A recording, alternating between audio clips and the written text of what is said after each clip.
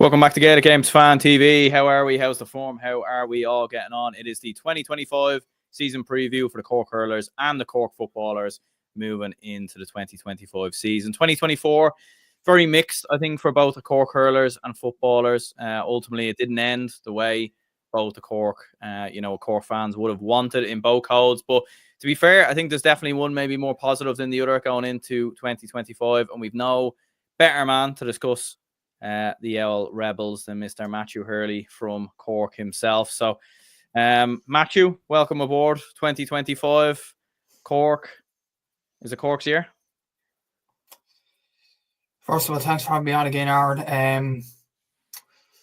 You know what? Whisper quietly, I think the Hurlers, it's going to be their year, I think. This has been probably stirring up for a while now. But the thing was, over the last few years, I wasn't too confident given how we performed against the likes of Limerick, the likes of Clare. We've proven in 2024 that we could beat Limerick. We not just only beat them once in the championship, we beat that great team twice. And I feel like if we could get over that Clare kind of hoodoo, I think we can go and win Liam McCarthy.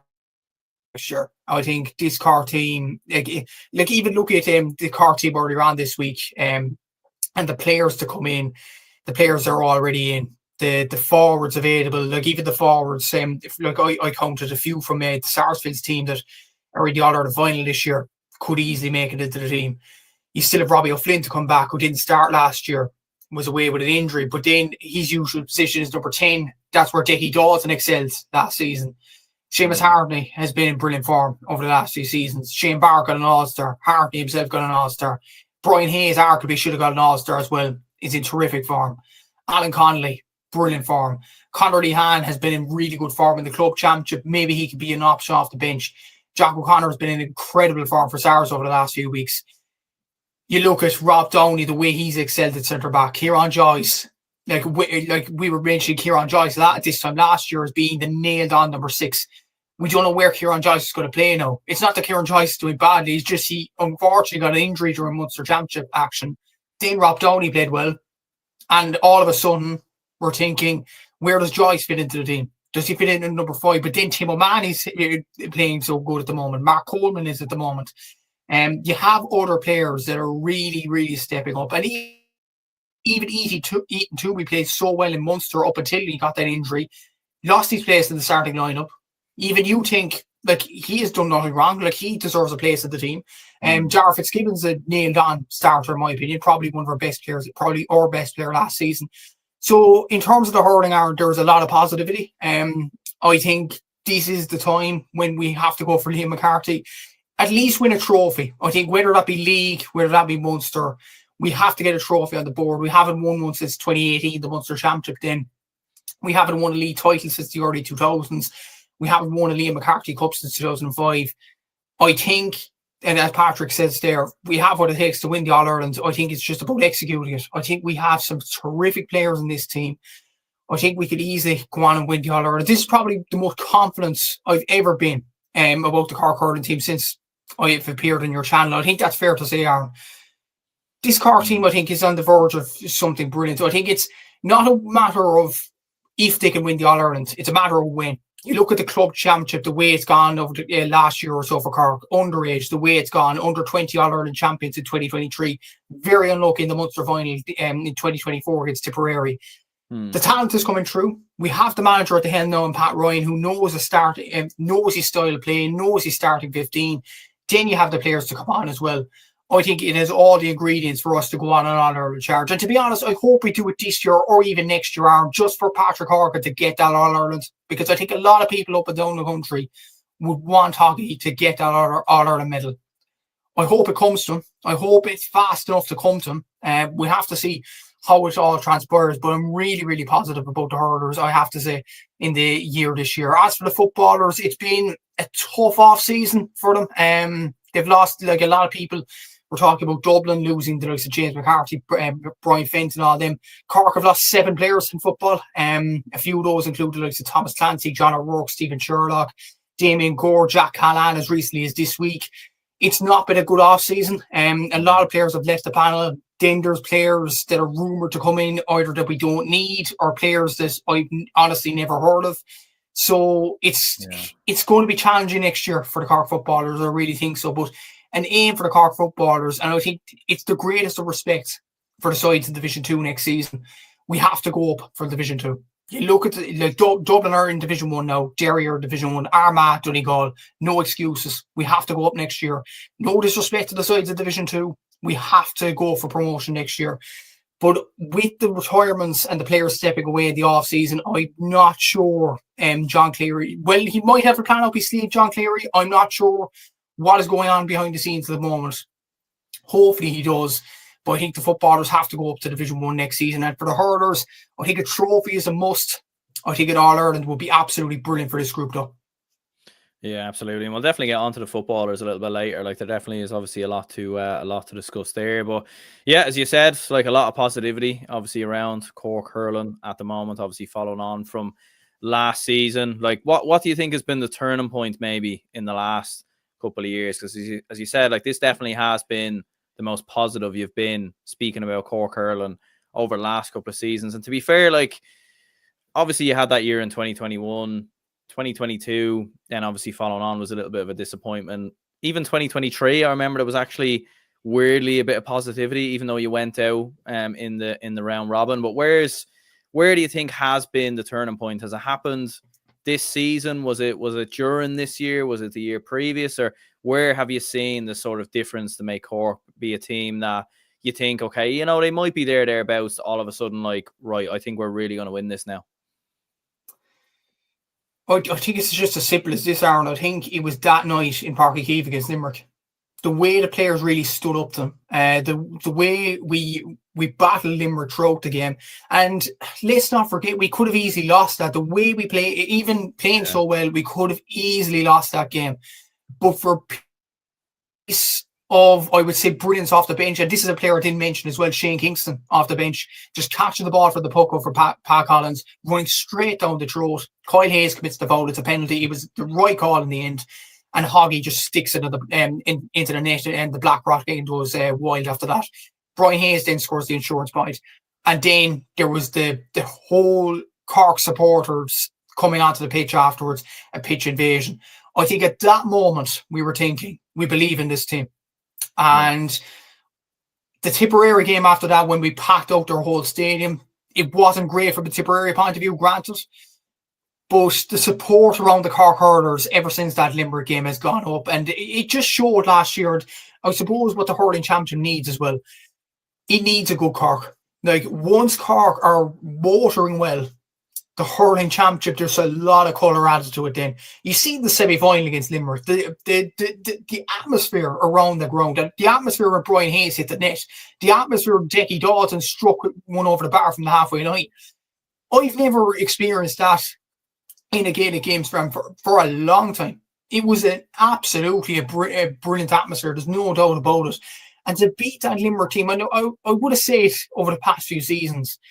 I remember in 2023, Clare beat Limerick once in the Gaelic grounds, and I would have said, fair play, Clare. Like, that was an unreal achievement to do that. For Cork to beat them twice in the championship in 1 year is, it's just, like, we're Christmas now, Aaron, and I'm honestly thinking, I can't believe it happened. Like, this Limerick team, we've been talking about it as being the standard bearers across the last 5 years. And for Cork to beat them twice, not just once the whole year, it was just incredible in its own right. And we battered Limerick. I know scorelines would suggest 2-point victory in the Munster game, or a 3-point or whatever it was. Then it was a point victory in the All-Ireland semi-final, or a 2-point victory in around that margin as well. But every individual battle that the Cork players had with Limerick players, like, you look at Kieran Joyce on Garrett Haggerty, for example. That was a prime example in the All-Ireland semi-final. You look at Brian Hayes over Dan Morrissey. We battered them all over the pitch. And I genuinely mean it. I'm not just saying that because of biasness and all that. We battered Limerick all over the pitch. And it wasn't as if Limerick were playing badly. We upped our intensity fourfold in 2024. And I think we showed what quality players we do have in doing that. The likes of Shane Barrett running down the throat of defences. The likes of Seamus Harney's technical ability. The likes of Decky Dawson's non-poking from long distance. The likes of Hoggy's freeze, and he's now the top scorer in all-time hurling championship history, and fair play to him for that. Alan Connolly's goal scoring. Brian Hayes' ability to just run at defences as well. And we've seen some brilliant moments as well throughout the whole year. And it only dawned on me as well, Patrick Collins' save from Aaron Gillan, I think, in the All-Ireland semi-final. Like, that was one of the moments of the year. Every Cork player stood up. There's no doubt about it. They stood up tall in the All-Ireland semi-final. And they did the final, to be fair. Like, honestly, Aaron, when Rob Downey hit the net in the All-Ireland final, I thought we won it. I thought we won that final.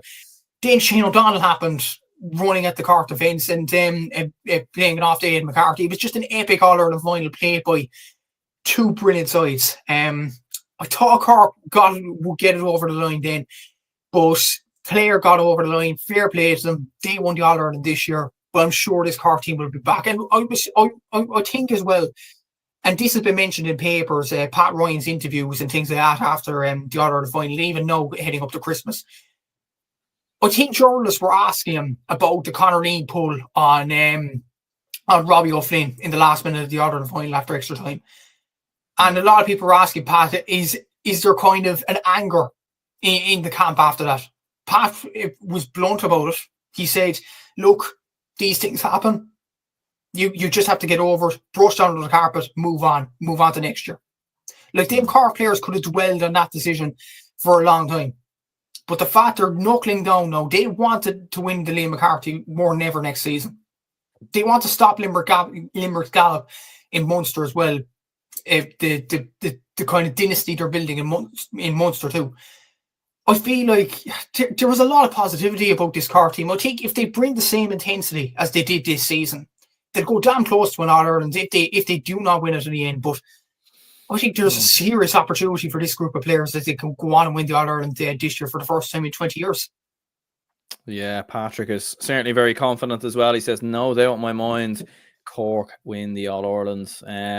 Yeah, I suppose it's the big thing as well, maybe like consistency with Cork as well, because it was like, obviously this year was phenomenal, as you said, like that run from beating Limerick all the way through to getting to the All-Ireland final. But there have been patchy performances from Cork this year as well. Like, I remember them against Dublin, and like I think Cork are miles a better team than Dublin. But and look, obviously there was the rumours about there being a massive bug in the camp and Cork and everything else. And look, maybe there was. Obviously, we don't know if there was or there wasn't. But Dublin came close to beating them that day. And you go back to when they lost to Waterford as well. Obviously they lost to Clare in the second game as well. And fair enough, look, Clare went on to win the All-Ireland. And I actually don't think Cork played that badly that day, to be honest. He obviously had the red card in there as well. So it's probably just one of those games that can happen. But is that the big thing for Cork? Like, just building consistency and carrying on this form? Because as you said, like, I think if Cork continue that same form, I think, you know, it's going to be very, very hard for any team in the country to stop them. But the big thing is I do remember seeing maybe not flashes as good as this with Cork, to be fair, but we have seen this with teams in the past where, and maybe not necessarily Cork, but you look at football, you look at hurling, where some teams look primed to go on, and maybe it's the expectancy, the pressure and everything else that goes with it kind of weighs a team down. So is that maybe the only kind of concern? You mentioned the Dublin game there. I wouldn't be too concerned about that, considering what you said afterwards, the bug around the camp. And judging by the way they performed against Limerick, I actually believe that rumour. I think they just didn't look right that day in Semple Stadium. They got over the line, which was probably the main thing about it. I think if Dublin pushed up on Cork more that day, I think they could have caused a shock. But thankfully, from our point of view, they didn't do that. But we got over the line in the end. I was actually more concerned about the consistency level was the game against Waterford, the first day out in Munster, when we lost that game. And I think we lost that game particularly in the first half. We poked some uncharacteristic wides, I would say.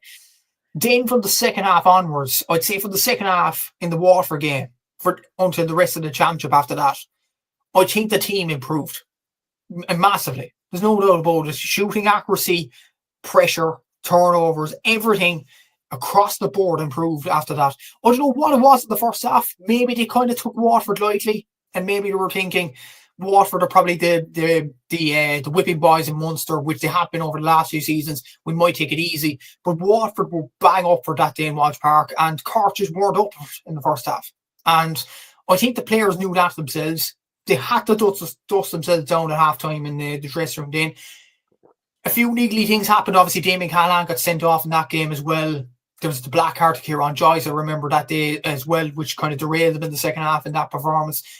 But there were positive signs that Cork were going to improve for the rest of the championship. And even the Clare game, I know in the second round of Munster we lost that game in the end, but you could still feel, or even watching it on GA Go when it was on GA Go that day, the intensity of the support in Páirc Uí Chaoimh for the Cork hurlers that day as well. When Hoggy hit the net, well, he didn't hit the net, the ball went over the line and Clare fella tried to clear it off the line, but obviously the ref saw it as a goal correctly, so obviously. But when that goal went in, the whole stadium rocked. And then again, the red card derailed a few things. Was it a red card? It was hard to know at this stage with Sean O'Donoghue at that stage. And to be honest, after the Clare game, I thought Cork were gone.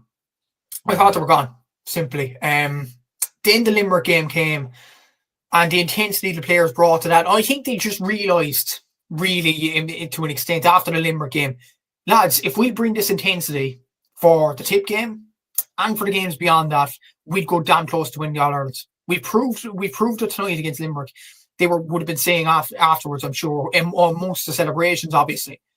They would have said to themselves, if we produce that kind of intensity and that kind of a performance for the rest of the championship, any side will find it really, really difficult to beat us. And I think the players took that on board and they performed like that for the rest of the championship season, up until the Dublin game, of course. But to be honest, I think the Dublin game, the ball probably took over a small bit over that. The Offaly game, they probably weren't right either. They got that rest, obviously, before the Limerick game, which probably suited them.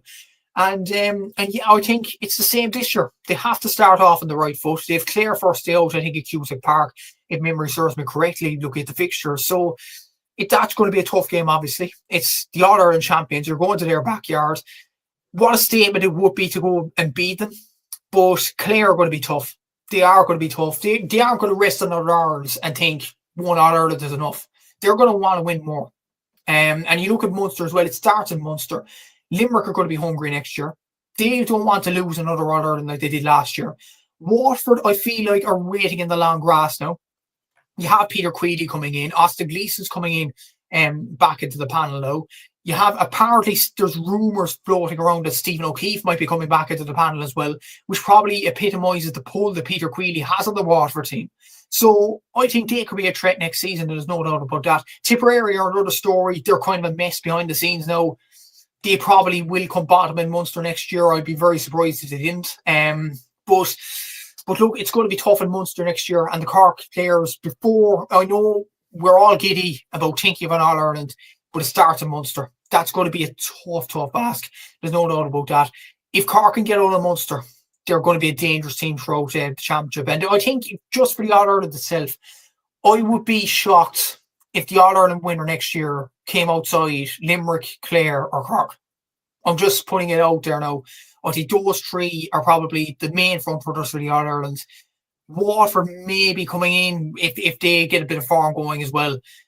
But we'll have to wait and see. And worth noting as well, like, we were very lucky in the Munster Championship. And as much as I'm positive about Cork hurling at the moment, if Waterford beat Tipperary in Walsh Park in the Munster Championship group stage, which they probably should have, let's be honest, we wouldn't have been talking about the brilliant season that Cork had. So I think Cork need to dust themselves down now, get ready for the Munster Championship, bring the intensity to Cusack Park for that game against Clare, and push on. Yeah, Jack says here, probably one of my favourites, but 3 or 4 close. I don't think it's a certainty that Cork win. Yeah, to be fair, I think both of us are not saying it's a certainty that Cork win. I know Patrick, who was commenting there, was saying that he's no doubt in his mind. Like, I think obviously there's a lot that can happen between now and then, injuries and everything else. And look, I'm sure Limerick are going to come roaring back. Obviously, winning back to back is very, very difficult. So it'll be very hard for Clare. But look, who's to say they don't go and do it? They'll certainly be in the equation. And as you said, like Waterford last season, like even though Waterford beat yourselves, like Waterford are still a good team. Do you know what I mean? Like I think if they were in Leinster, they probably could, would have won it maybe, or they arguably would have been, they certainly would have got to a final anyway, in my opinion. The only team they would have had to worry about beating, really, if we're being serious, is Kilkenny. So, but yeah, and like looking back as well, I mean, because as we were saying, you had that pre kind of Cork before Limerick, where maybe it was a little bit flaky and everything else, and then you kind of had the Limerick game and post Limerick, where everything kind of sort of kicked on from there. Do you think maybe that was there any, like, what were the changes, do you think, even like tactically, or was it just pure intensity? Because I think a lot were made of Pat Collins' puck outs. I mean, he was struggling, I remember, against Waterford. He was the villain, and then he was the hero against Limerick. So what kind of tactically do you think you spotted, or what changed, or was it new players coming in, or what shifted, do you think, to kind of make that? Because it was mad. Like it went from the lowest of lows to the highest of highs very, very quickly. Exactly. And I think a main change, actually, and he got an all-star at the end of the exploits of the year. I think Owen Downey at full-back was a massive coup for Cork to get. I think he has brought solidity into that full-back line. He's been absolutely outstanding last season as well, and he's turned into a leader in this Cork team. There's no doubt about that. Ethan Toomey coming into midfield. I think the changes from the game against Waterford to the game against Clare were stark. And Pat Ryan wanted to stamp his authority on the team after that. And I think although we did lose to Clare in Páirc Uí Chaoimh, and that was a cracker of a game itself, you could see the changes even in that game. But we were wondering, was it too little too late? With 2 losses on the board, would we be able to recover against a great Limerick side?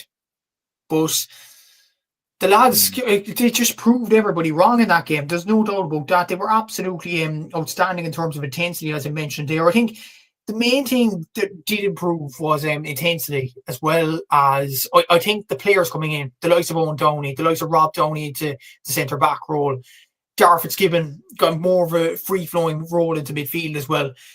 Brian Hayes came into the team at corner forward, and he has excelled ever since he's come into the team. And myself included, we did question, was Brian Hayes up to the standard of being a Cork hurler? And we were thinking, would he be more suited for football? I think Brian Hayes showed last year how good he is in that corner forward role in hurling. I think he had an outstanding season. He probably should have won an All-Star. And I think everybody would agree with that. I probably do think Brian Hayes deserves an All-Star more than Garrett Hagerty last season. But look, he's going to develop even more now. Like, he's got one of his first years starting under his belt. He's going to improve. And I think there's no doubt about it. He is going to excel even further next season. There's no doubt about that. Shane Barker had more of a role in that centre-forward position and running at defences. And I think that has massively helped Cork as well, because what it does, it utilises Shane's skill and pace. He has pace to burn, Shane Barker. And he's not named the Blarney Bullet for nothing.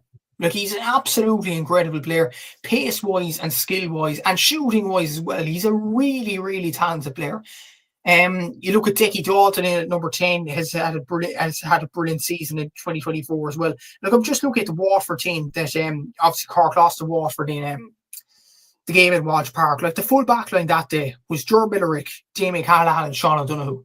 You could argue that it could be a whole new full back line next season when we face Clare in Cusack Park. So that is probably epitomises the amount of change in this team, particularly for defence, because defence is where it starts. That's where the intensity starts. That's where it starts. And then you move into the half-back line, midfield, half-forward after that. Then the half-back line, Robert Downey was a wing-back, Mark Cole, well, relatively the same. Tommy O'Connell was midfield in the league, and he was midfield against Waterford.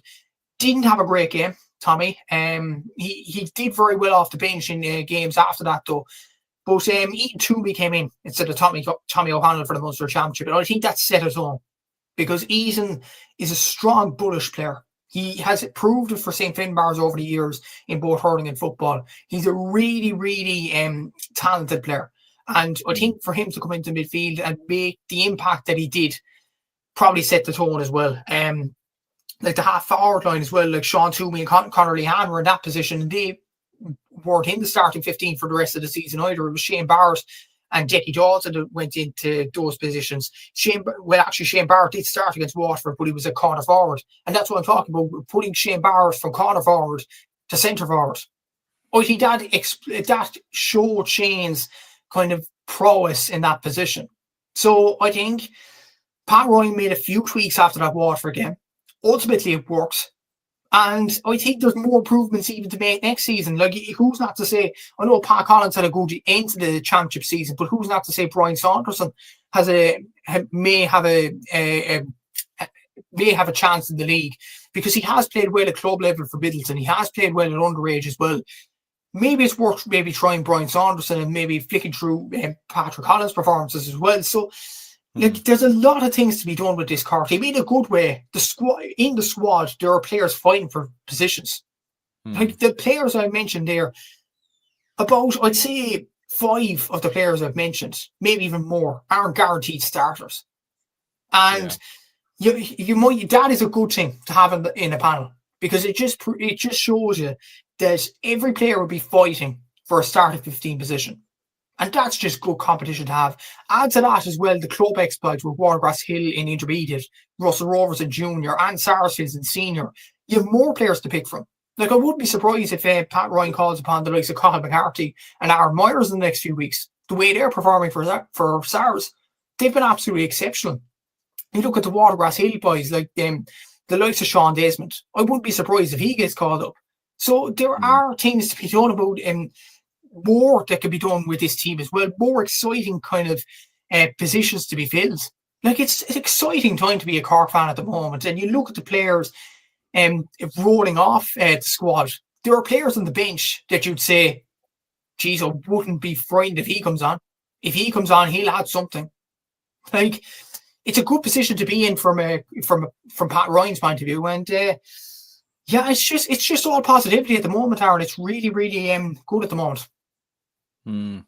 Yeah, no, absolutely. Like, and I suppose you think of the games against Limerick, but in particular, like the semi-final one in Croke Park, like, you obviously end Limerick's dominance, you end the 5 in a row bid and everything else that comes with it. And I know you didn't win the All-Ireland in the end, but obviously being there in Croke Park, coming up against, and as you said, like, not beating Limerick once, but beating them twice. And fair enough, the first time, maybe you would argue it was a game Limerick didn't need to win necessarily because of the fact that they went on to win the Munster Championship. So it wasn't really that consequential to Limerick's season at the time. Although, actually, when you look back, had Limerick have hung on against Cork would have been gone. So they wouldn't have actually had to have played them in the semi-final. It probably would have been maybe Waterford or something of that nature. So, but looking back to that game, I mean, it was, like, you don't even know where to start with that game. I mean, the final was a cracker in itself.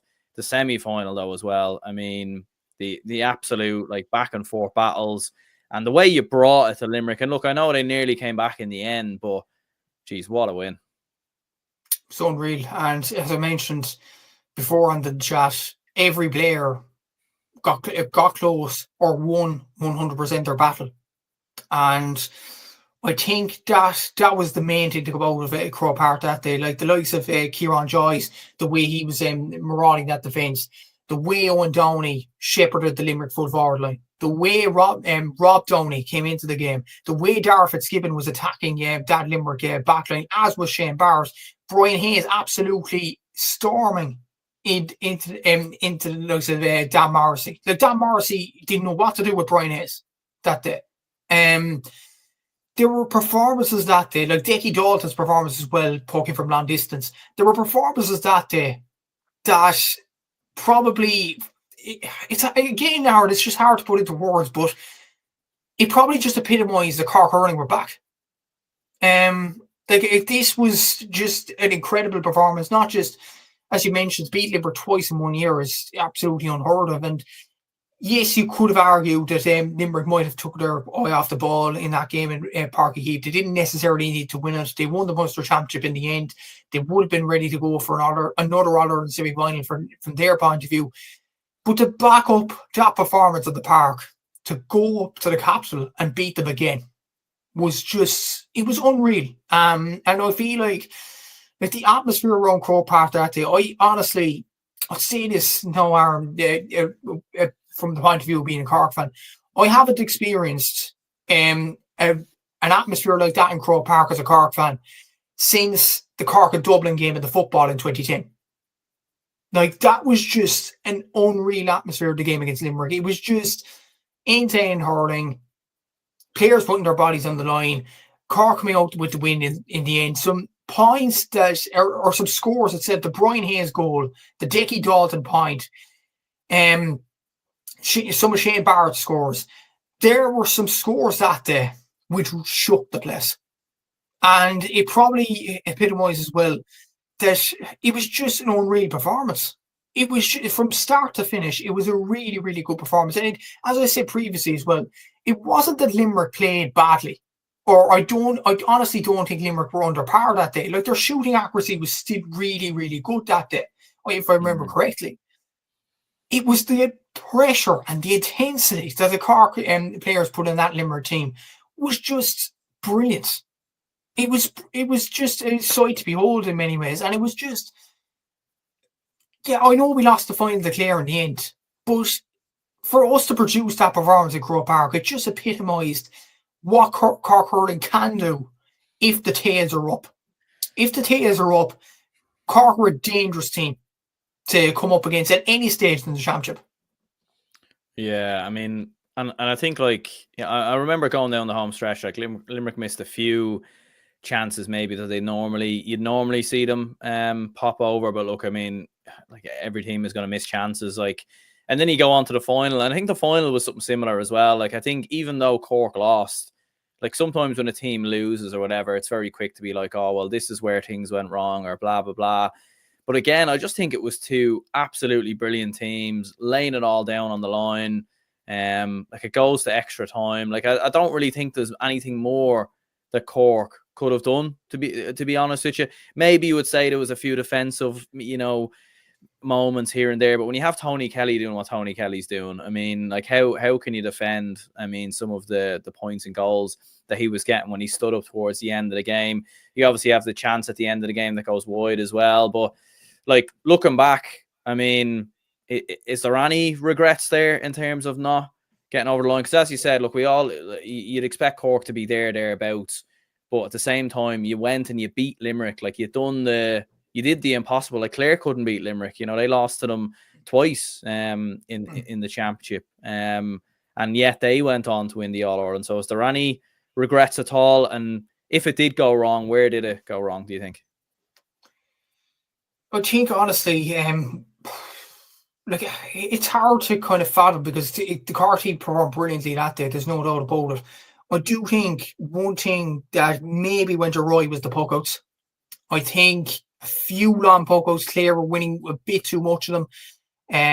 Like, even from Clare's puckouts, like, even at the stats here, Clare won 30 of their own 50 puckouts that day in the final. That's 60%, which is pretty high in hurling. I think Cork really struggled to win the ball around this middle sector of the field. At puckout time, I think they really struggled that day. Even their own puckouts, they won 21 out of a possible 47. So that means they lost 26 out of a possible 47, which, like, that's under 50% win rate of your own puckout. And if you have those stats in the final, no matter how much intensity you do bring into the final, you're going to lose. And especially if you concede 60% of the opposition's puckouts to them. So it just maybe epitomises that yes, Cork hurling's on the way back, and they are deservedly talked about for an All-Ireland, but there's still nuggets that they can improve on. I think puckouts is a big thing. That is probably, like, there were a few games, granted, where it went right. The two Limerick games in particular, in Páirc Uí Chaoimh and in Croke Park. But I think, other than the Tipperary game in Semple Stadium, I don't think the puckouts went necessarily to plan, if that makes sense. It didn't really do so against Offaly in Dublin, which we didn't need to win those at a canter, should I say. It didn't, obviously, against Clare. it obviously didn't work against Waterford, and it didn't work against Clare as well in Páirc Uí Chaoimh in the round robin game. So that's probably a big thing that Cork need to improve on in puck out time, to find their men, and with puck outs as well. That is the platform to start attacks. Like, if you win your own puck out around the middle of the field, you're instantly on attack onto the opposition straight away. And I think that's, if Cork are to go ahead and win the All-Ireland and reach the top of the mountain, which the fans are expecting them to do so eventually, they have to improve in that sector to go on and win an All-Ireland title. Because those stats in an All-Ireland final, yes, the fans and the whole county were absolutely proud of this Cork team. But that's a nugget where they have to improve on. The puck outs, if they are to win the All-Ireland. Like, even the shooting accuracy, like Cork had 67% shooting accuracy in the All-Ireland final and still lost. That's pretty high, and that was out of 52 shots. They took 30. They converted 35 attempts out of 52 shots. They scored 134 in an All-Ireland final and still lost. The attack, the attack performed brilliantly that day. The defence was as sharp as ever. Like you had some moments, obviously, when Shane O'Donnell was running at you, but Seamus was beside you. Obviously, Seamus Brady from O'Clare was beside me at the ground, and we agreed with each other.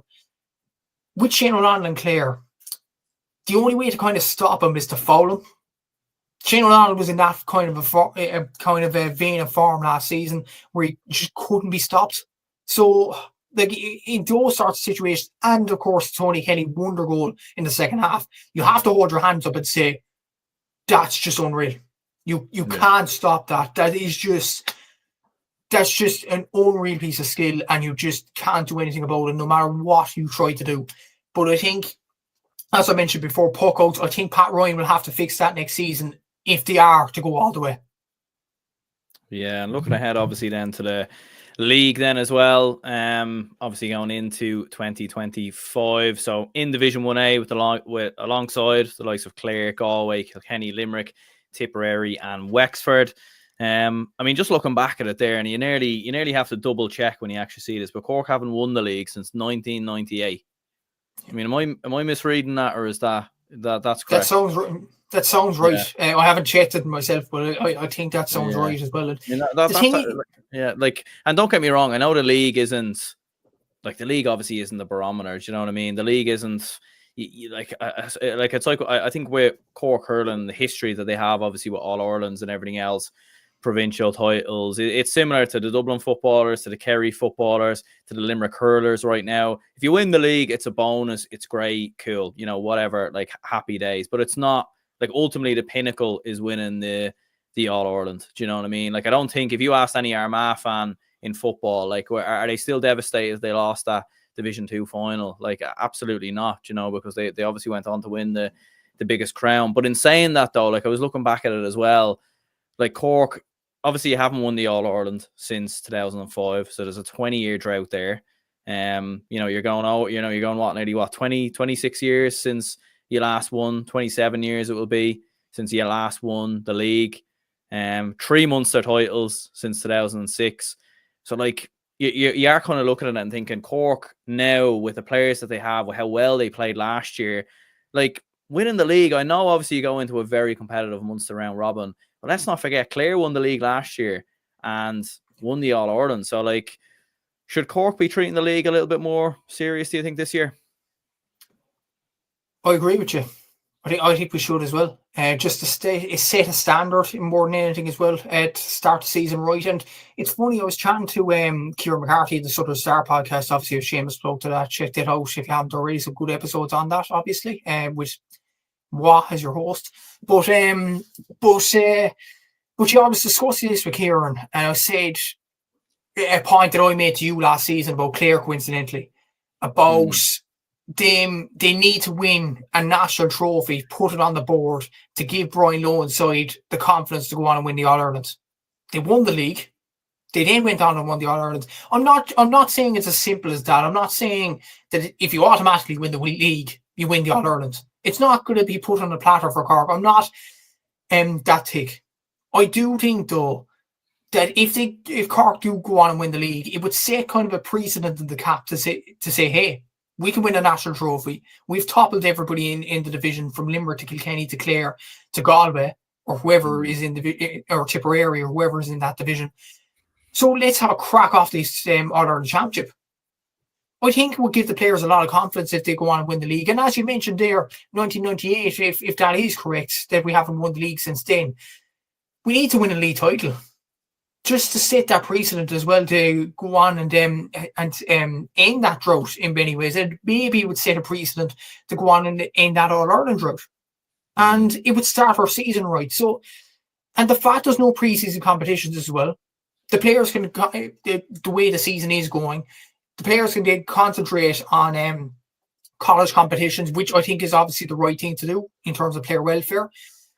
They can concentrate on college competitions or all other club finals, which Cork are just lucky enough this season more than anything to have 3 clubs going to Croke Park, which is a brilliant achievement in itself. Congratulations to Russell Rovers, Watercross Hill and SARS in that department.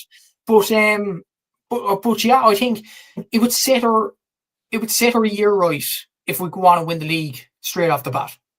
I don't think it's an absolute must. But I do think if we do win the league, it would give the players a lot of confidence that they could go on and win Munsters and then All-Ireland titles after that. Because as I mentioned at the start of the chat as well, Cork haven't won a trophy full stop since 2018, the Munster Senior Hurling Championship. Yeah. That's a 7-year gap. So if we are going to be a serious All-Ireland contenders, as I'm talking there, I am talking about the positives, the players that are coming in, the competition for places, the intensity that is there. We now need to get trophies on the board. And maybe the league is the way to start that. So, and as well as that, you're playing, Kieran mentioned this as well in the last few weeks in the Star podcast as well. You're playing the likes of Clare, Limerick, Tipperary, Kilkenny, Galway, it's straight off the bat. And that's tough opposition. It might not be blood and thunder, obviously, but it's tough opposition to start off your season. And if we can topple those sides, it would give us confidence to go on and beat. Look what happened with the Limerick situation last year. We beat them once. We then had the confidence to beat them again. So it's all about confidence at the same time, Aaron. So I definitely agree with you. I think the league, it's not a must, but I think it would be an ideal. Yeah, absolutely. Yeah, Patrick says if you win a league, you're finished. Ask Mayo and the Derry footballers. What about Clare hurlers? Yeah, exactly. You know, I think it's how you, like, don't get me wrong, I think Derry's situation was a little bit different. I don't think when Derry won the league, I don't think they were dancing around the place or, you know, like taking selfies on the pitch and doing laps around Croke Park. Like I think their situation was just a little bit different. I think they got a couple of bad results, and with the manager that they had, it all kind of just went crumbling down very, very quickly. Like, I think Clare booked that trend. Do you know what I mean? Like, they booked that trend. And I think if you rotate, like, you still need to rotate. You can't go as strong. Like, when Mayo won the league a couple of years ago in football, they went very strong. Same with the Waterford Hurlers. I remember them going pretty strong as well. And then both of them were burnt out by the time the championship came around. Clare, like, they didn't go that strong from what I remember in the league last year. Worth noting as well, Aaron, I just thought about this in my brain as well. The last 2 league winners in Division 1 in hurling won the All-Ireland afterwards. Limerick as well, yeah. Yeah. The year before, just saying, no, if we win the league, we'll win the All-Ireland. Obviously, lads, I'm not, that's just a joke, look. That's just the way the seasons have gone over the last few years. But it is something to worth thinking about. There's no doubt about that. The league does give you the platform to go on and do better things. And could there be any, like, I mean, we know how good the team was last season and the changes that you made, but is there going to be any new fresh faces do you think will come in? Is there going to be any ways to improve, or what do you reckon? I think there's a few. There's obviously a few players. There's always room for improvement. I think there's a lot of young players in Cork now that would probably have the opportunity in, let's say, 21, 22. But because of the way the team performed last year, it's going to be hard for them to get in. Prime example, Ben Cunningham. I don't know how Ben's going to get into the team now. With the maybe just in the league. Maybe try him out in the league. Maybe try him out. Like, he's going to be overage next year now. He's not going to be underage. He's been the Bars' main man over the last few seasons. The Bars went out of Cork early last season, group stage. I can't see why not. I can't see why Ben Cunningham can't come into the panel. I think he is a really, really good player and a really good free taker as well, because hockey's brilliant and all, but we know now hockey is not going to stay around forever. He's going to move on eventually. And I think the sooner we integrate Ben Cunningham into the panel, not just the team next season, not just rush him in, but into the panel, the better. And I think that could be a major aspect. There are some other players as well. Shane Kingston, not Shane Kingston for Douglas, Shane Kingston for Ballinora. Yes, there's two Shane Kingstons around the Cork hurling scene, but people are going to get confused. But there is a Shane Kingston for Ballinora. He plays around the full back line. He plays around the middle of the area for Ballinora. They're a junior A club, but he's a very good player. He's an excellent player. There's no doubt about that. I think Dermot Healy from Liscool is an excellent player. Could bring him in. Sean Desmond from Watergrass Hill is a good full forward and has scored a lot from play for his club as well. And you'll see him in Croke Park in the next few weeks in the club championship. Even look at some of the SARS lads. I think Colin McCarthy has to get a call up. I know he was in the extended panel last year, but the way he has performed for SARS this year around the middle of the park, and he can play cornerback and wing back as well, I think Cahill could be a serious addition to this Cork panel full time. I think he's really, really good. Aaron Myers as well. Like, I might be like a part of the SARS backroom team. Maybe I'm going after maybe putting up the SARS players here, but I genuinely do believe Aaron Myers is one of the best forwards in Cork, in club anyway. He is a really, really good player. And I think we've seen it down through the weeks as well. Jack O'Connor, will he get a run in the team? I know he was on the bench in the All-Ireland final last year, but will he get a run at corner forward now that he is excelling massively for SARS the last few weeks? Daniel Hogan, he has really done well for SARS at centre forward. He might be worth a call up as well. There's a few there. There really is a few there from a Cork hurling point of view. They obviously won't be rushed in because you have players there already that have stamped their authority on the panel, not just the team, the panel. But it would be worth maybe trying out a few players in the league. Like I mentioned, Brian Saunderson as well from Middleton, who I think is a really, really good goalkeeper. He can arrow a pass from goalkeeper. It could be maybe a solution to the puck out problem. I think he could really, really excel in that department as well. There are a few players there. Maybe it'd be worth trying them out for the league. But I think it'd probably be more the same, Aaron, to be honest. The same as last season, but there are a lot of young players there to look at. Too many teams. Jack Leahy as well from Donegal, even though I think he might be still underage next year. I'm not entirely sure, but he was one of the top scorers in the Cork Premier Senior Hurling Championship this year for his divisional side, Emo Kelly. Could be worth a call up. There's others around the panel as well. Like it's an exciting time. It's really exciting to be a Cork hurling supporter at the moment with the amount of young talent coming through. And yeah, there are some very good players coming through, but obviously with the way the senior team performed last season, they won't obviously all be rushed in. Yeah, I mean, and Patrick has a comment here. I can back Cork, but don't rule out Kilkenny, which is interesting there. And that probably brings me on to the final thing to mention then, obviously, when it comes to Cork hurling. What are you predicting then? Are you going to predict the All-Ireland? You know what? Yeah. I'm going to say it. Cork will win the All-Ireland. Maybe I'm spending a bit too much time with Dan Casey, Aaron. But I feel like, look, the confidence from beating Limerick twice last year is bound to have an effect this season. But as I said previously in the chat, Munster's not going to be a walkover. Waterford are going to be hungry next season. There are some good players in Waterford. I think they could be a dark horse next year. Clare will obviously want to do back-to-back. Limerick are not going to go away. There are going to be some tough teams in Munster. If we get out of Munster, I think we'll be a hard team to beat. I'm ultimately predicting it. I think Cork will win the All-Ireland. And I've said it before and I'll say it again. If the All-Ireland winner comes outside of Cork, Limerick and Clare, I'd be shocked. I would be shocked. I think Galway, they've me all done who back in now, might be much of an improvement, but last season was just a huge belt to take, really, the way they performed. Dublin will be very interesting with seeing Niall O'Callaghan coming in. Offaly might be a dark horse, I think, in the Leinster Championship. I know I'm going off kilter now, but I think Offaly could really be a dark horse to get third position, I think.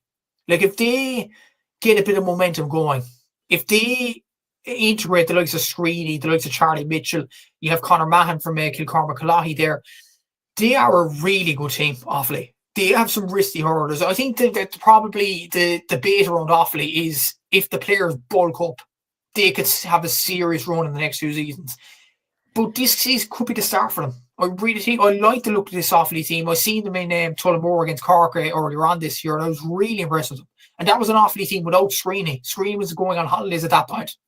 Deserved it, obviously, but like that Offaly team has serious potential, and I think they could be a team to watch next season. Kilkenny, they have 3 All-Ireland winners left now, Aaron. I think that's starting to dwindle now. I don't rate this Kilkenny team, to be honest with you. They performed really poorly last season. They could have easily got beaten by Dublin in Parnell Park last year. Dublin should have beat them. There's no doubt about it. But having said all that, though, I think the All-Ireland winner will come from Cork, Limerick or Clare. I'm going to back my own county to do it. There we go. Let us know in the comments down below. What do you think about the Cork Hurlers? Are they going to go and win the All-Ireland, their first All-Ireland in what will be 20 years, actually? Which is kind of incredible to think. The longest drought that the Cork Hurlers have been on in their history, which is quite incredible. Patrick says, best people on YouTube. Cheers very much. I appreciate that. But unfortunately now we're going to have to move over to the Cork footballers. So the fun and games has to come to an end. So the Cork bubble is going to burst. But yeah, moving on to the Cork footballers then ahead of 2025. I suppose, Matthew, you were saying there a little bit earlier, 7 senior players leaving the team, sort of in the off season, if you want to call it that. So yeah, I don't know, is Cork football gone a bit stale? And that's kind of what it feels like from an outsider looking in. You'll be probably right, Aaron. Yeah. Look, it's a tough kind of position to be in for John Cleary, I'd imagine, with the 7 players leaving. And when you look at the kind of the landscape of the players as well, 3 retired, obviously best of luck to them in the future. John O'Rourke, Tom Clancy and Cillian O'Hanlon, who the latter had some horrendous luck with injuries. Obviously wish them all the best. Obviously Kevin Flahoy has gone down to Australia, which is going to be a massive loss at cornerback.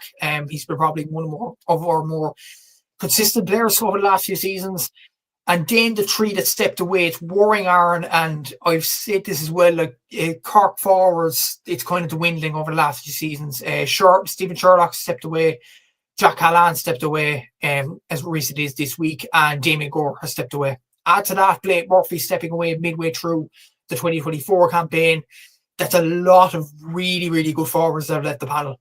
And I would rate every 4 of them forwards as potentially getting a starting spot in this Cork team. So it's kind of a tough situation that John Cleary is in. Chris O'Jones and Brian Hurley have to step up big time next year. I think that's probably the way things are going to go next season. You look at Conor Corbett. Conor Corbett has an injury at the moment. I think another ACL injury, which is horrendous look for Conor. He's a really, really talented player, but it's another player. He has injury issues. I don't know when he's going to be back in the Cork fold. There are players that look decent enough in the club championship. I think Paul Walsh from Kanturk really excelled. And I think we probably need to play him at midfield. I think Colm O'Callaghan needs to play more regularly at midfield as well. Ian Maguire, it's judging by the fact that Cillian O'Hanlon and Tom Clancy and all them have left, it's great to see Ian Maguire and Brian Hurley still in the panel, because we need those experienced players just to help the younger players along. So it is great to see them in the panel. Matty Taylor too. Tommy Walsh is still around the panel. Luke Fahey is in another injury worry going to the league, which is not a good sign, because he has really done well over the last few seasons. Daniel O'Mahony is still there, which is a real positive for Cork. One of a few positives. I think he is probably the best full-back in the country, alongside the likes of Aaron McKay, possibly Brendan McCall from Donegal. I think Daniel O'Mahony is a really good full-back, and I think we need to keep him fit. to have any opportunity of doing well this season. The way he dealt with David Clifford last year was just top notch. And I think he needs to stay in the panel. There's no doubt about that. Marchand is still sticky around. Darragh Cashman as well. There are younger players coming into the panel, the likes of Colin Malloy and Brian Murphy from Nemo Rangers, even though I don't think we need them. The likes of Daniel O'Mahony are still there, Maurice Shanley. So do we need those two fullbacks? I'm not sure. Apparently Dan Deneen from Kilnamatch is coming back into the team. He was on the Cork senior team in 2022. Be interesting to see how he performs as well. It's kind of up in the air, really, because John Cleary hasn't announced his squad yet as of such. And then the 7 players have left, so we don't honestly know, even as Cork supporters or Cork media, about the situation about the team. Yeah. We'll know more about January, but I don't honestly know. But maybe the fact that the McGrath Cup's now been abolished, that may give John Cleary an opportunity to maybe build a squad in January and then train for the league or something like that. I don't know what's the plan behind the scene.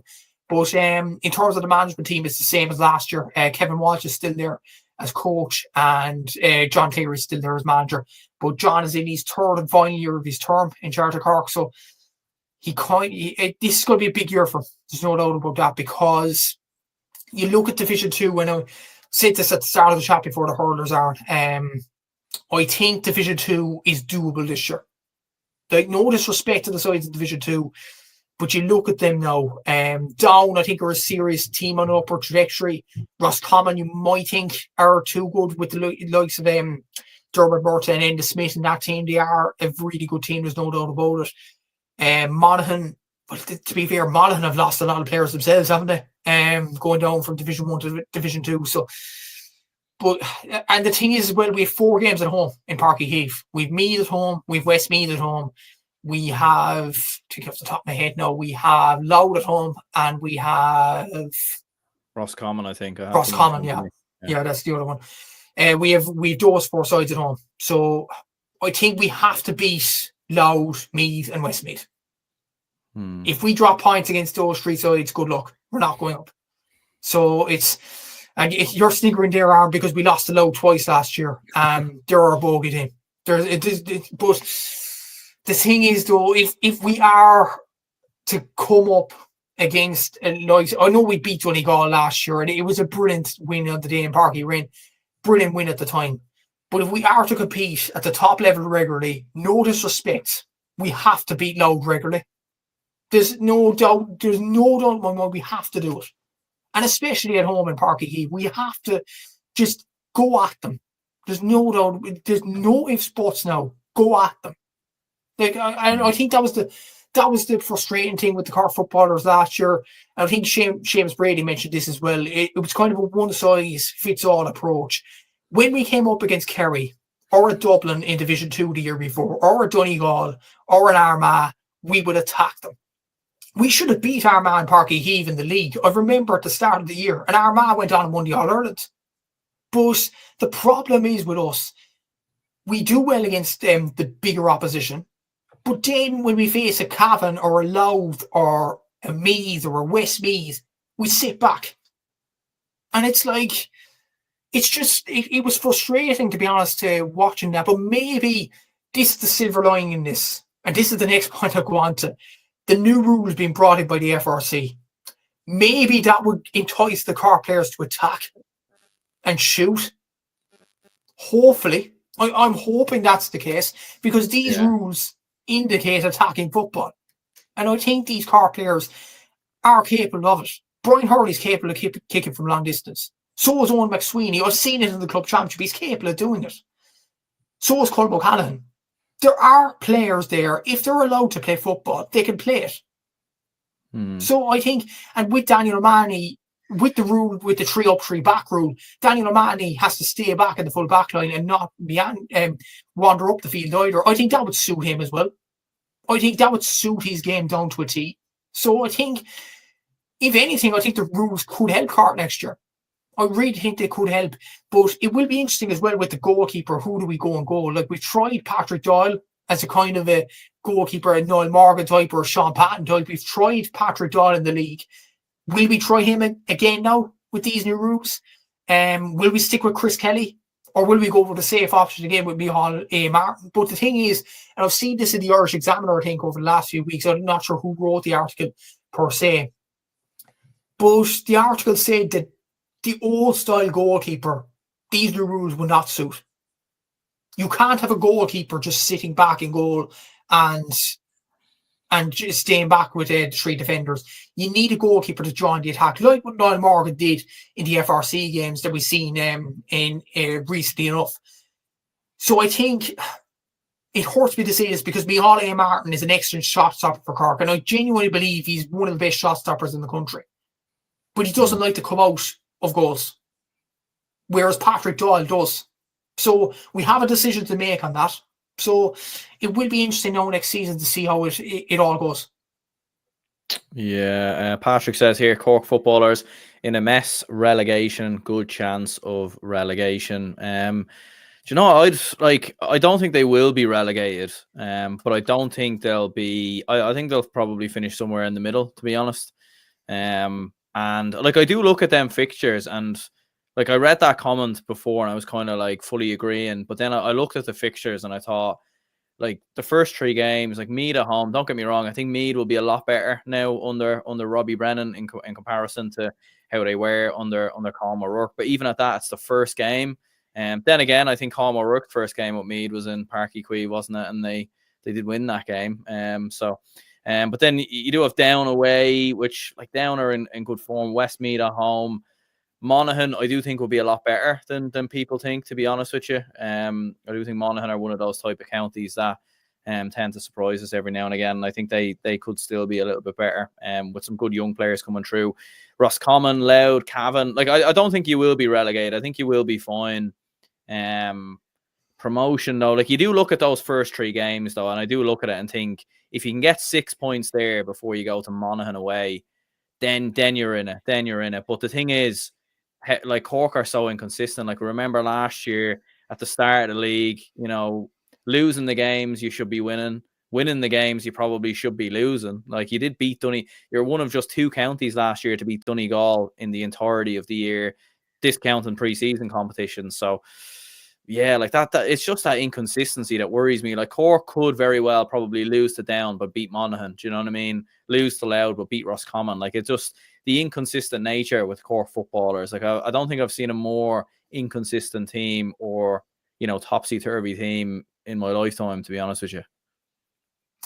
Added to the fact as well, we were a point down against Limerick at half time in the Munster Championship last year. That probably just epitomises this Cork team could come up with a bad performance one day and then an excellent performance the next.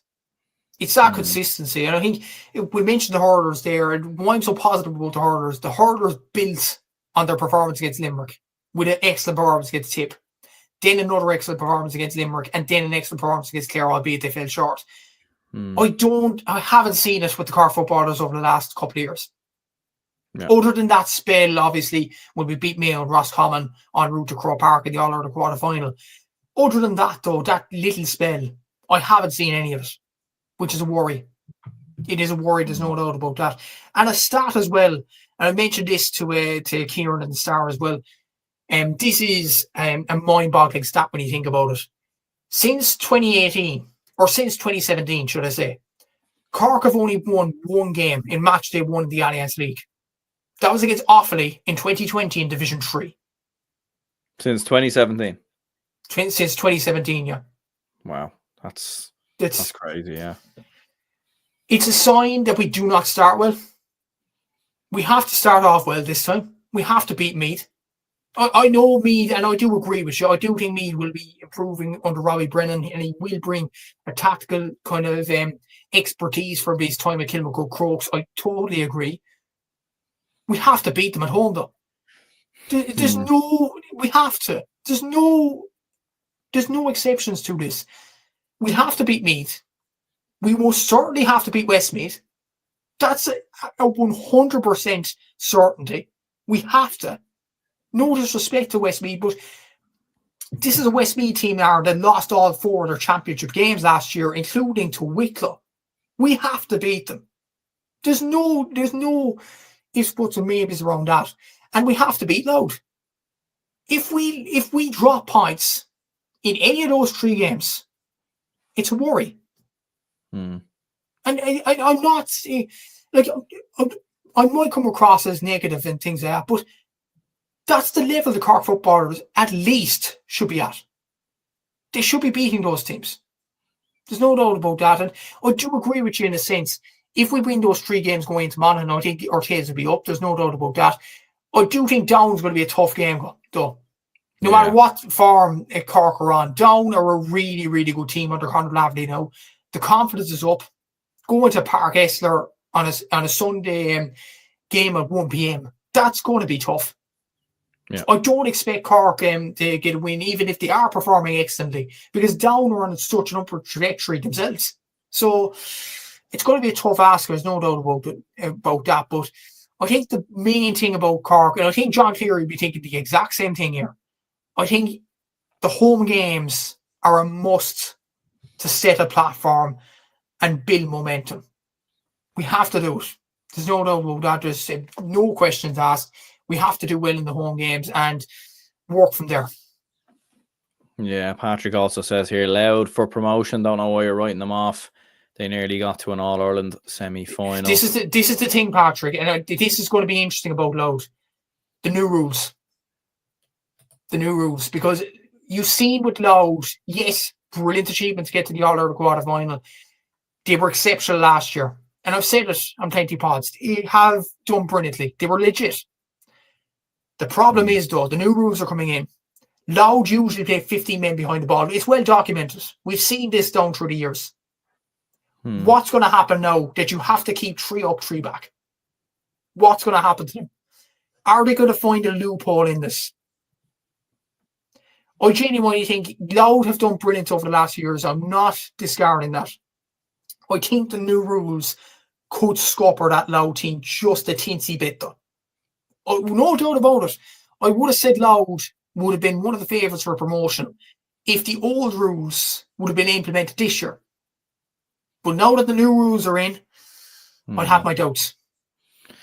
Yeah, it'll be interesting. I mean, they obviously were hugely defensive against Dublin, obviously in the Leinster final. There's absolutely no getting away from that, and they obviously won't be able to do that this time around. But I do still think they have players who can benefit from the rules, likes of Sam Mulroy. To be fair, very good at, he could definitely kick a few 2-pointers.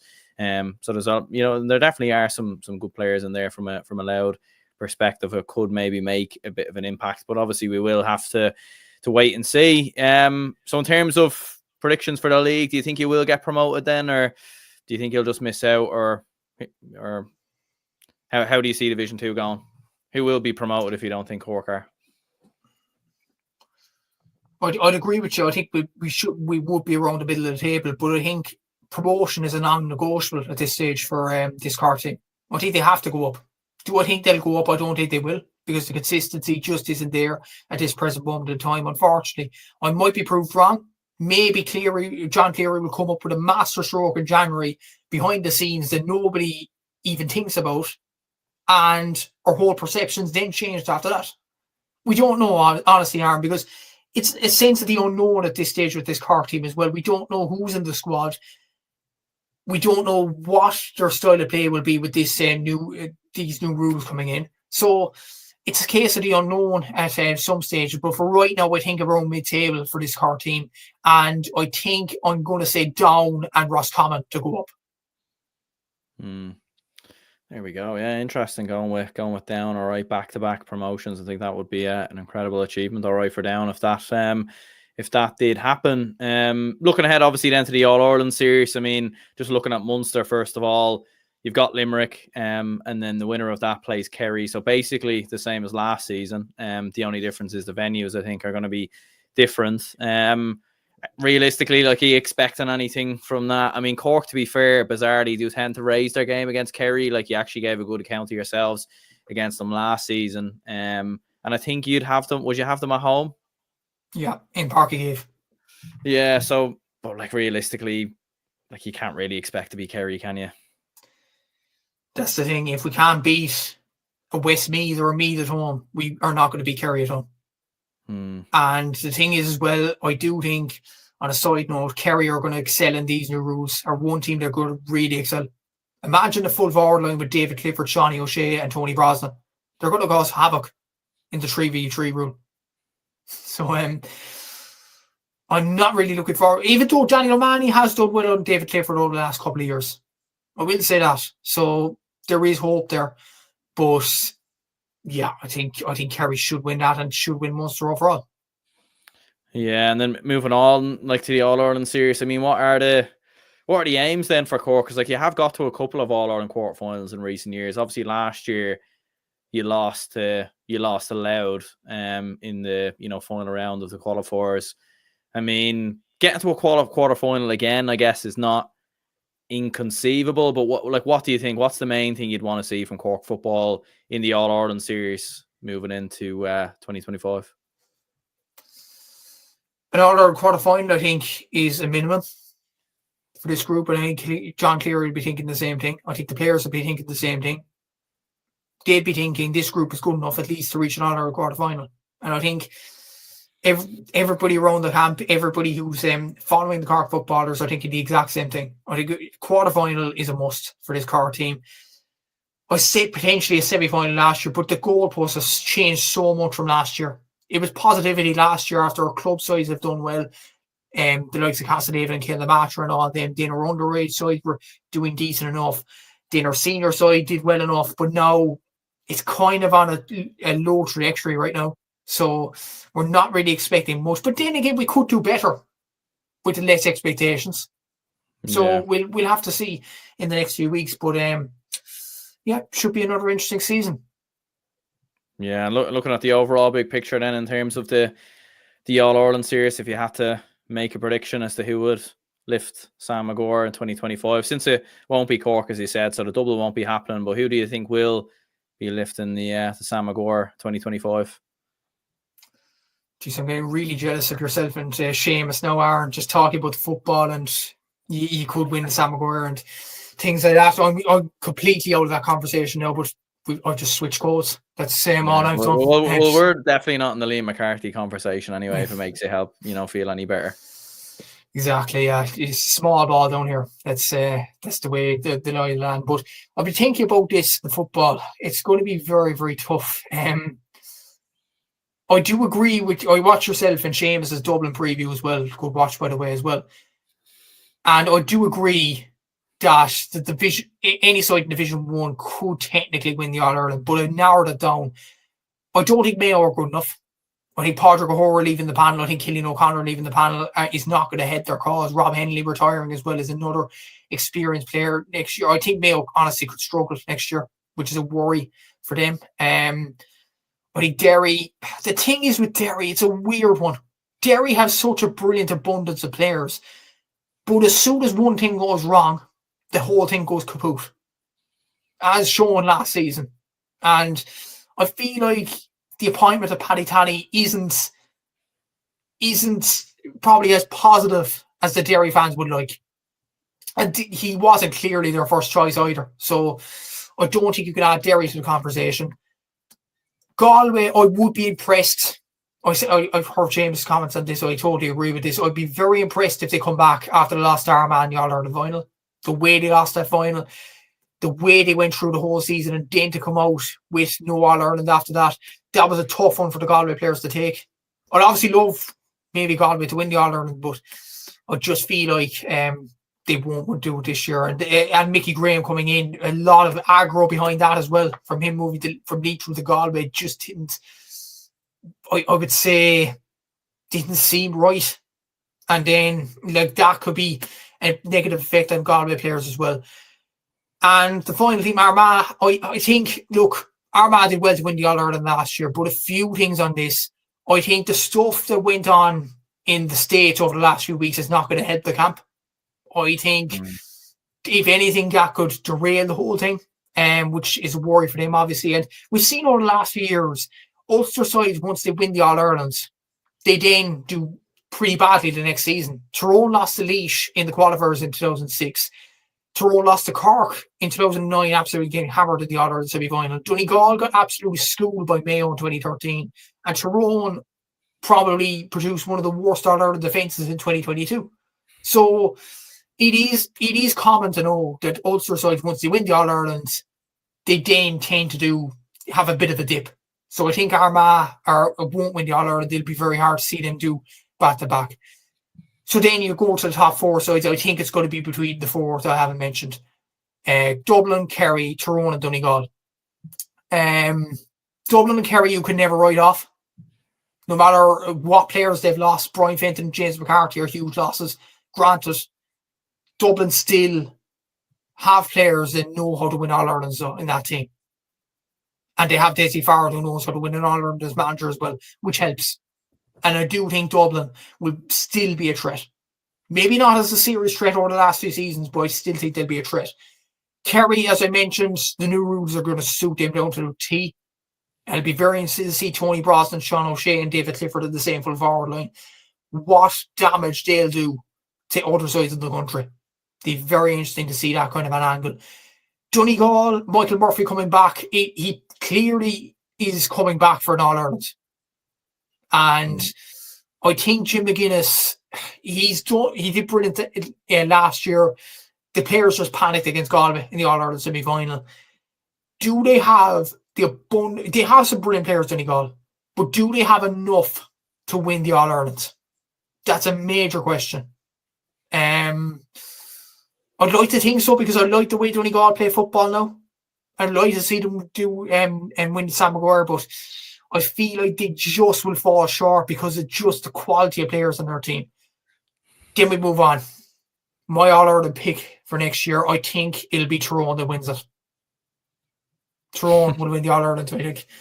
Yes, it's a U-turn. I was criticising them last year because of the consistency, but a few things.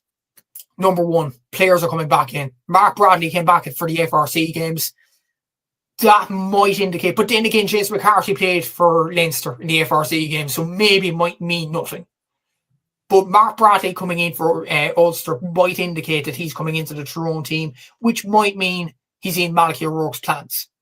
You then have Owen McElhone coming up through the underage. You have Shea O'Hare. Like, Owen McElhone is an exceptional young talent. You've seen him at underage. He's a really, really talented footballer and could do anything with it. And he has been a colossal figure in Tyrone winning under 20 All-Irelands and his school home with CBS winning Hurling Cups. He's been colossal. So I think he'll bring that form into it. You add the Canavans, Rory and Dara for Eric Gilgeron. You add Joe Googs into that bracket as well. Ben McDonald could be coming back into the panel. I haven't even mentioned Brian Kennedy and Con Kilpatrick around the middle of the park. Yeah. Will more players come in? Like, it's going to be very interesting to see from a Tyrone point of view next season. There's no doubt about that. Peter Hart apparently still sticking around, which is a massive boost. Tyrone are going to be a massive threat, and I think the major piece of the jigsaw was the management. Obviously, Brian Doohan, best wishes obviously to Fergal Logan in his recovery from his illness. I think the Tyrone players didn't really play under Brian Doohan last season. It just didn't have the kind of a feel, and they just didn't have the consistency as they wished. They got their man in now, Malachy O'Rourke. He knows how to win All-Irelands with Watty Graham Glen. He has the players at his disposal. I think it could be Tyrone's year next year, Aaron. I think this Tyrone team are really, really strong. They're looking in serious fettle at the moment. I think they could do well in the league, take that confidence from the league into the All-Irelands, and then go on and win it. I think Tyrone will be the All-Ireland champions next year. There we go. Well, there was certainly a lot of Tyrone backlash from yourself last year when you were predicting them to have a poor year, which they did, to be fair, and everything else. And yeah, look, like to be fair, I do think they'll be very, very close as well. Like, I'm not going to give any. I'm going to drop a video at the start of the year going through like my own predictions for 2025. So I'm not going to give anything away in this necessarily, but I do think Tyrone are going to be up there definitely. Like, I haven't even decided yet, to be honest, who I'm going to go with, but I think Tyrone are definitely in, like, they're definitely in the thought process. Do you know what I mean? And they have this striking sort of thing where every time they get a new manager, they win the All-Ireland, you know, and it would be the most thrown thing ever to go and win the All-Ireland the year after Armagh won it. A bit like they done the last time as well. Do you know what I mean? So it definitely could happen. There's no doubt about that. Patrick says, don't write off Mayo. They've proven people wrong in the past. And Patrick also says Mayo in a better position than Dublin. No, I know Dublin have had few retirements and there are some question marks over Dublin, but I don't know if I'd agree with you on that. And so have Mayo, and they've had retirements and players leaving the panel as well. So yeah. I mean, don't get me wrong. Like Cillian O'Connor and Pádraig O'Hara, they weren't necessarily starters for Mayo, to be fair. So you could argue maybe that they're not missing starters. Like obviously Cillian O'Connor, 4 or 5 years ago was, but obviously since that injury he had a couple of years ago, I don't think he's been the same player, and you can understandably so. Like when he's given so much to Mayo. But look, between 8, I do think like Mayo, I don't think will be a million miles off. I think between all 8 teams in Division 1, I think there's very little between a lot of them. But I would agree. I think the likes of Mayo, Derry, they just have a lot more question marks around them. I do think Dublin have question marks over them as well. But you do look at the likes of Tyrone, Armagh, Kerry, Donegal, like they do look like the front 4. But again, there is very little between a lot of them.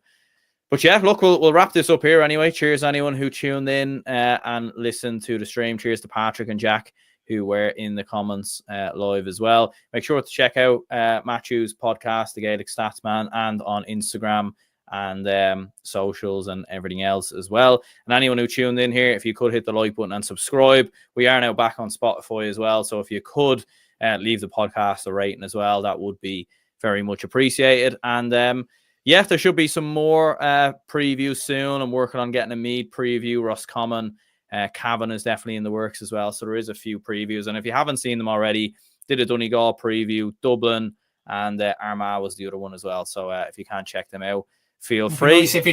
Would be nice if you did a Limerick preview. Limerick, we can get that done. We can get that done. Absolutely. Don't worry about that. You'll be getting the popcorn ready for that for the Limerick Tears, is it? And to be fair, I do like Limerick as a county and things like that, but it will be interesting to see their point of views on will they win the All-Ireland, will they win it back this year? Be very interested to see. There we go. Well, look, we'll save that conversation for another day. And yeah, we'll speak to you all again.